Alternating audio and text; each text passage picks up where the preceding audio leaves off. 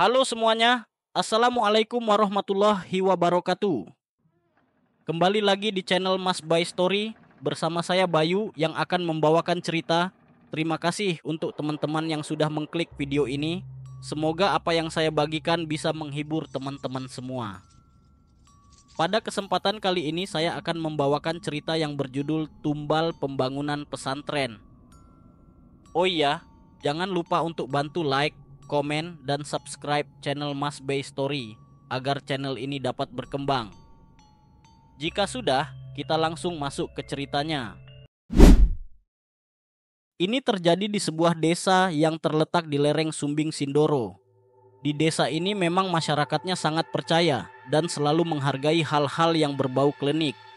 Bahkan, ritual-ritual tertentu masih dilakukan di beberapa spot tempat yang dianggap punya daya magis kuat. Keseimbangan antara manusia dan alam sangat terjaga di situ, tetapi semua berubah ketika ada sebuah berita akan adanya proyek pembangunan yang mengharuskan mengeruk sebuah bukit. Warga yang mendengar pun segera mungkin menemui kepala desa dan menanyakan kebenaran dari proyek tersebut, dan memang benar adanya akan ada proyek yang mengharuskan pengerukan bukit walaupun kepala desa tidak memberikan informasi detail akan dibangun apa di bukit itu. Warga hanya bisa pasrah dan ikhlas apabila bukit yang selama ini mereka jaga akan dibangun sesuatu yang mereka tidak tahu. Warga sebenarnya takut akan terjadi sesuatu yang tidak diinginkan ketika proyek ini berjalan. Berjalannya waktu, datanglah 3 orang asing dan bertemu dengan tokoh-tokoh desa. Mereka menjelaskan bahwasanya pengerukan bukit bertujuan untuk dibuat sebagai pusat jajanan seperti rest area. Bukit ini memang terletak di pinggir jalan besar dan sangatlah strategis. Mereka menjelaskan pula masih terkendala dengan izin, tetapi mereka sudah dipersilahkan apabila ingin memulai pengerukan. Dengan berat hati, tokoh masyarakat mempersilahkan dan tidak akan mempermasalahkan lagi dengan adanya pengerukan. Bukannya tanpa syarat, ada beberapa syarat yang harus dipenuhi para pekerja proyek sebelum memulai segalanya. Mereka harus membawa 2 kepala sapi dengan ekor sapinya, 3 ayam kampung jantan, 12 telur ayam, dan sebuah jarik berwarna coklat muda lengkap dengan bunga. Dan harus diadakan suatu acara yang bertujuan untuk tolak bala dengan mengundang warga dari 3 kelurahan ikut dalam acara tersebut. Bisa ditebak karena mungkin pertimbangan biaya yang harus dikeluarkan, dari pihak proyek tidak mau memenuhi syarat yang ada dan lebih memilih membayar warga dengan uang agar dilancarkan dalam segalanya. Warga pun menolak dan menginginkan syarat itu harus dipenuhi dari pihak proyek agar para pekerja diberi keselamatan selama pengerjaan proyek. Memangnya kenapa Pak kalau syaratnya nggak kita kasih? Tanya salah seorang. Kita nggak bisa kasih tahu Mas. Kalau Anda nggak percaya sama kami ya silahkan. Itu jalan yang Anda pilih. Yang penting kami sudah memberi jalan yang terbaik. Jawab salah seorang warga. Dengan perdebatan yang cukup alot, di akhir pertemuan malam itu tidak ada titik terang antara pekerja dengan warga.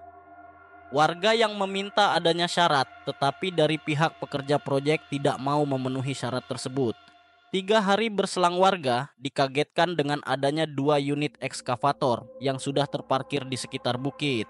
Dan hari itu juga sudah dimulai pengerukan. Warga yang melihat hanya bisa menggelengkan kepala dan berdoa tidak terjadi hal yang ditakutkan ketika syarat itu tidak dipenuhi. Dari beberapa tokoh masyarakat sempat menemui para pekerja. Mas, hati-hati mas, kalau syaratnya belum ada. Nanti kalau ada apa-apa, kita nggak bisa bantu. Iya pak, saya sudah tahu. Tapi ya gimana pak, saya cuma disuruh bos. Saya juga cari rezeki pak untuk makan anak istri. Mendengar jawaban seperti itu, beberapa tokoh masyarakat pun mengerti keadaan para pekerja di sana. Walaupun memang ada suatu syarat yang harus dipenuhi, akan tetapi mereka juga dibenturkan dengan pekerjaan. Singkat cerita, pengerukan sudah berjalan 3 bulan dan belum ada progres yang signifikan. Bahkan setengah bukit pun belum tersentuh, padahal bukit itu termasuk kecil. Pekerjaan mereka selalu terhambat dikarenakan seringnya hujan dan angin setiap hari, dan beberapa batu besar yang menghambat pekerjaan mereka. Para pekerjanya juga sering sakit-sakitan karena cuaca ekstrim yang terjadi setiap harinya. Uniknya adanya hujan dan angin besar ini dimulai dari hari pertama pengerukan. Seperti ada penolakan dari alam sekitar dengan adanya proyek ini. Di suatu malam, warga mendapat berita ada 8 pekerja kesurupan secara bersamaan. Dan warga dimintai tolong untuk menyembuhkan 8 pekerja yang kesurupan itu. Sempat ada penolakan dari warga, karena merasa kasihan akhirnya 8 pekerja itu dinetralisir dan dievakuasi ke rumah warga. Ini yang saya maksud kemarin mas, ini baru kesurupan, kalau memang dipaksa bisa lebih dari ini.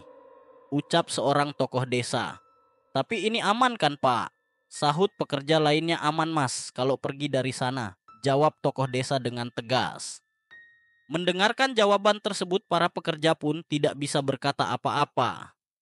Sempat ada obrolan kecil di antara 8 pekerja, yang intinya mereka akan tetap melanjutkan karena kejadian kesurupan termasuk kejadian yang tidak terlalu membahayakan. Pengerukan masih dilanjutkan dan mulai terjadi hal-hal aneh yang dialami para pekerja. Dari barang-barang yang hilang dan beberapa batu berukuran tanggung yang kembali ke tempat semula walaupun sebelumnya sudah dipindah. Kejadian itu tidak membuat mereka bergeming, mungkin karena memang itu resiko dari pekerjaan. Puncaknya, 2 sopir ekskavator tiba-tiba mengalami demam tinggi dan muntah darah tanpa sebab. Muka mereka tiba-tiba pucat, bahkan satu di antara mengigau. Pekerja lain seketika panik dan dibawalah ke IGD. Sesampainya di sana, wajah pucat dan demam yang dialami seketika hilang. Bahkan mereka bertanya, kenapa bisa sampai ke IGD? Mereka tidak sadar dengan apa yang mereka alami pada waktu itu. Keterangan dokter pun menjelaskan tidak ada penyakit atau gangguan di organ dalam. Bisa dikatakan 2 pekerja ini sehat walafiat. Mereka kembali ke proyek dan bisa ditebak mereka merasakan hal yang sama lagi. Bahkan ditambah dengan dada mereka seperti ditusuk besi panas. Mereka berguling di tanah dan mencoba meraih apapun yang ada di depannya. Panaas, panaas, tulung aku tulung, dadaku panas banget. Bingung bercampur panik, para pekerja melaporkan kejadian dan meminta bantuan. Namun kali ini warga menolak. Akhirnya mereka membacakan ayat Al-Quran dan di situ 2 pekerja ini merasa rasa sakitnya berangsur hilang. Hingga akhirnya rasa sakit itu benar-benar hilang. Para pekerja merasa ini sudah di luar nalar dan berpikir mungkin ini yang dimaksud oleh sesepuh desa. Karena takut kejadian ini dialami semua pekerja, mereka melaporkan kejadian ini ke petinggi proyek.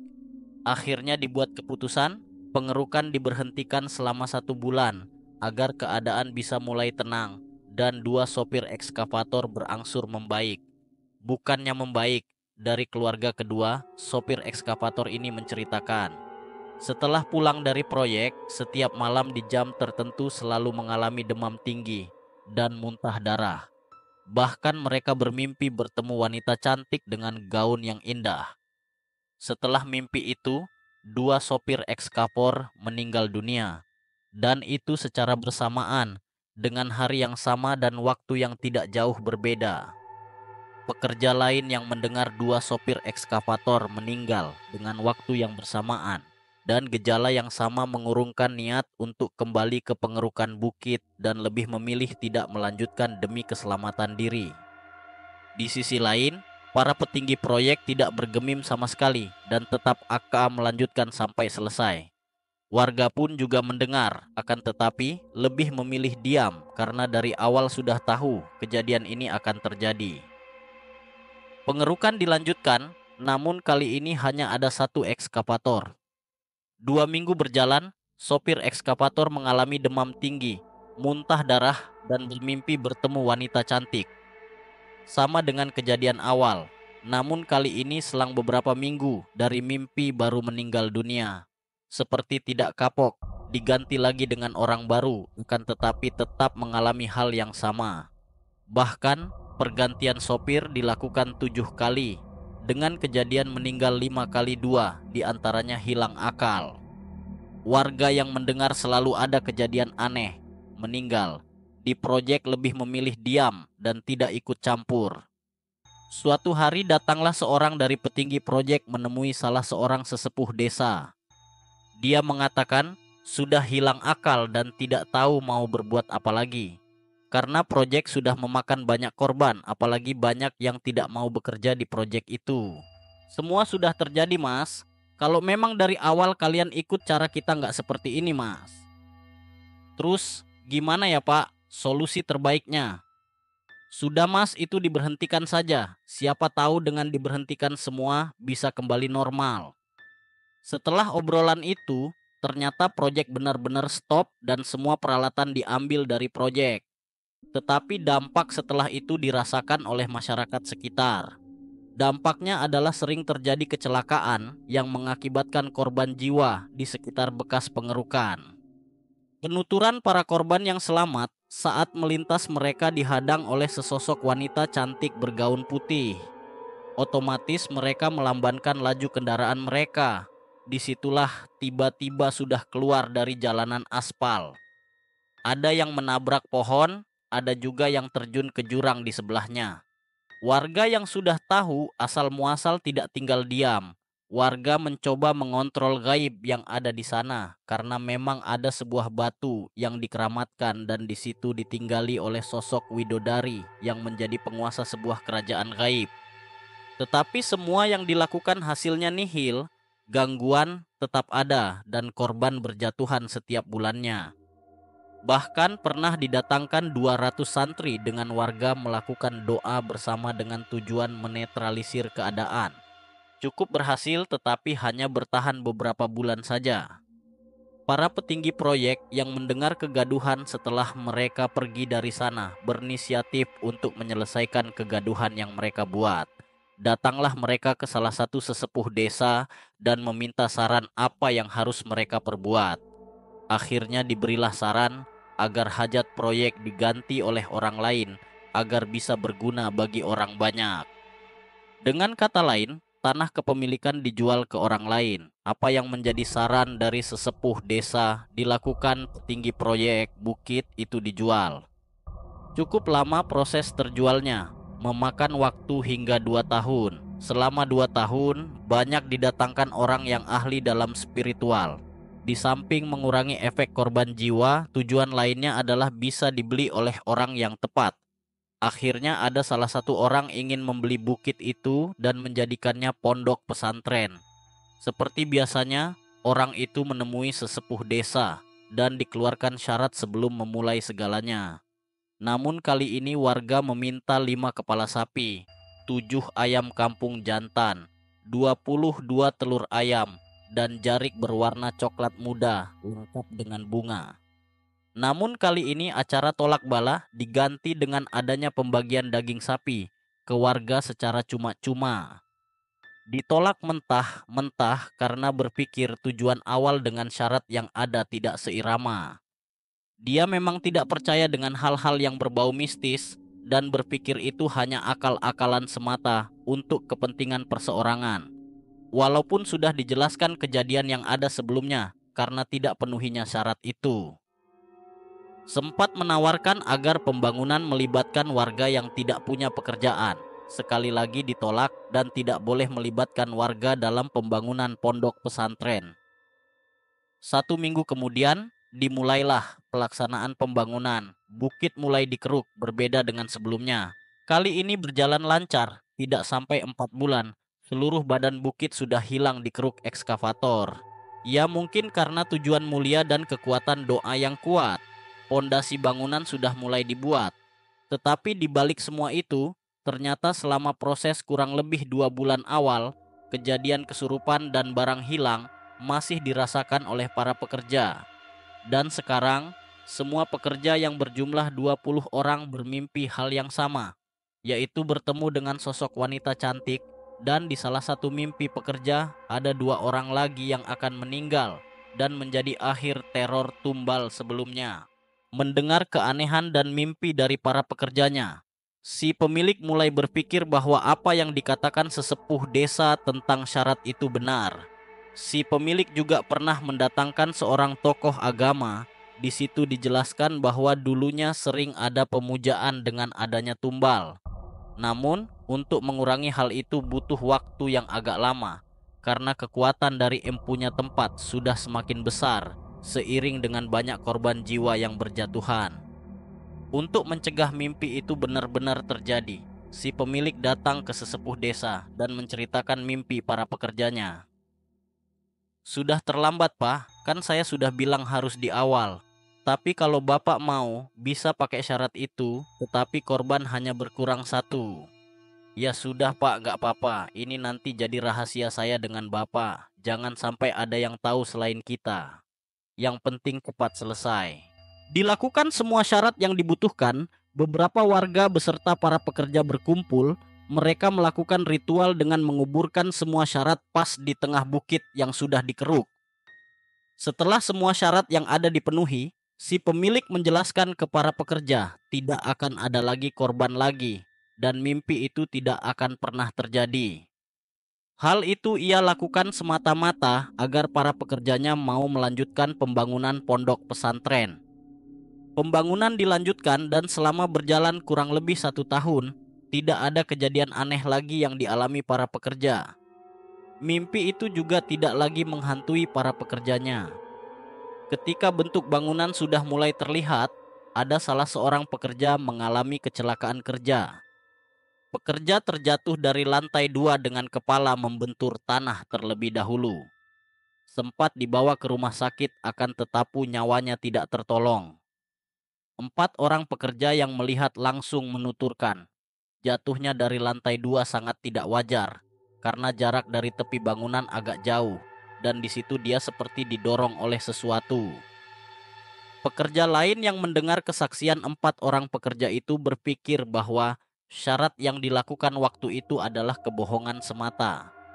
Mereka tidak melaporkan kejadian ini ke pemilik ponpes. Mereka berinisiatif datang langsung ke sesepuh desa. Di situ sesepuh desa menjelaskan bahwa memang syarat itu hanya untuk mengurangi korban, bukan untuk mencegah semua korban. Mendengar penjelasan hal itu, para pekerja berbondong-bondong menemui si pemilik dan menghakimi si pemilik. Mereka merasa dibohongi dan menjadi perjudian tumbal. Namun apa daya, ketika sesampainya di rumah sang pemilik, ternyata sudah mengetahui dari keluarga korban dan kabur, meninggalkan rumah entah kemana. Tetapi dari telepon terkahir sang pemilik, dia akan memberikan santunan dan bertanggung jawab kepada keluarga yang ditinggalkan.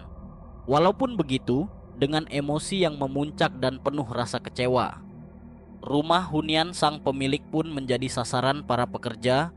Rumah dirusak, bahkan rumah berencana dibakar oleh para pekerja, tetapi sempat dihentikan oleh warga sekitar. Setelah kejadian korban, tumbal terakhir itu, bangunan sempat mangkrak bertahun-tahun. Bahkan sudah ada beberapa bagian bangunan yang roboh karena sang pemilik yang tidak datang lagi dan melanjutkan pembangunan. Dan tepatnya di tahun 2019, ada sebuah komunitas yang mencoba mencari dan menghubungi sang pemilik untuk meneruskan pembangunan ponpes yang sudah lama mangkrak itu. Akhirnya bangunan digibahkan dan dipersilahkan dibangun. Di situ sang pemilik bercerita ketika dia membangun ponpes itu memang hanya untuk kebutuhan duniawi saja. Dia membuat karena bertujuan untuk menaikkan popularitas dan mencari lumbung suara. Karena di daerah itu dia bisa mendapat 30% dari suara yang dibutuhkan. Dan dia menggibahkan bangunan itu sebagai penebus dosa yang dia lakukan sampai mengorbankan nyawa orang lain. Walaupun sebenarnya di balik semua itu ada sejarah kelam, akan tetapi komunitas ini percaya semua akan berjalan semestinya apabila dijalani dengan ikhlas.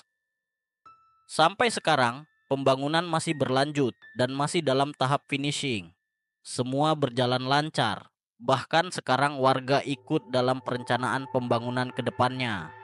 Bahkan mencarikan dana bantuan untuk pembangunan ponpes. Mari kita doakan semoga pembangunan berjalan lancar dan bisa menjadi sebuah berkah ketika ponpes ini mulai beroperasi. Amin. Oke, sekian cerita yang saya bawakan kali ini. Semoga cerita yang dibawakan dapat menghibur teman-teman semua, serta cerita yang saya sampaikan bisa menjadi pembelajaran bagi kita semua. Dan bagi teman-teman yang ingin membagikan kisahnya, bisa langsung saja kirimkan cerita teman-teman ke email kirimcerita.bicarahoror@gmail.com. Akhir kata saya, Bayu izin undur diri. Wassalamualaikum warahmatullahi wabarakatuh.